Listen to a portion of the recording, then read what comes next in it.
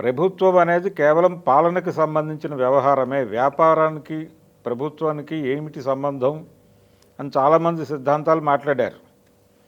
ఈ ప్రయాణంలో భాగంగానే ప్రభుత్వ భూములు తెగనమ్మినటువంటి చరిత్ర జగన్మోహన్ రెడ్డి గారికి కూడా ఉన్నది.